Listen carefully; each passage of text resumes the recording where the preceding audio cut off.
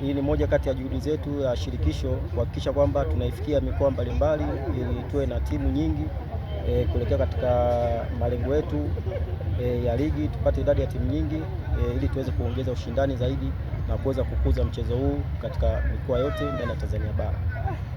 Lakini pamoja na yote tumekutana na changamoto kwa ndugu zetu wa Unyanyembe, changamoto ambazo wana uhaba wa vifaa vya mchezo kwa maana ya jezi, viatu, magongo ya kuchezea.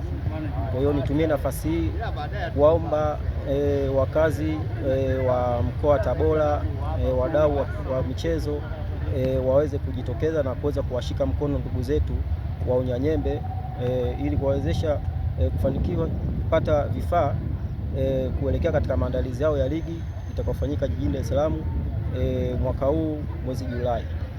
Timu hii ni timu ambayo inawakilisha mkoa wa Tabora, kwa hiyo ni timu ya wanatabora. Kwa hiyo wanatabora wajitokeze kwa ajili ya kuisapoti. Kama tunavyojua, mchezo huu ni mchezo wa mpira wa miguu kwa watu wenye ulemavu, ambapo ni watu wenye mahitaji ya maalum. Ni mchezo ambao umebeba zaidi hisia za watu. Kwa hiyo tunaomba ndugu zetu, sisi kama shirikisho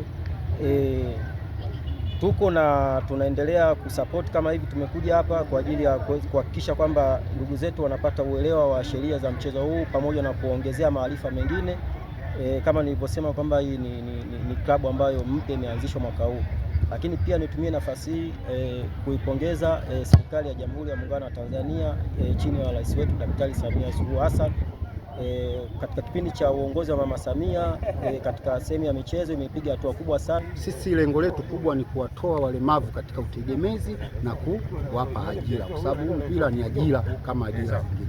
Kwa hiyo kwa nafasi hii nachukua nafasi hii kuomba wadau wote waliopo nje ya Tabora na ndani ya Tabora wasapoti timu hii ili tuweze kufikia malengo na kuwapa ajira za kudumu watu wenye ulemavu. Na wengine waliopo wilayani wapi mkoani waje, tuna nafasi bado, ligi bado, lakini sisi tunaenda vizuri. Itakufika wakati wa ligi tunategemea kufanya maajabu Tabora.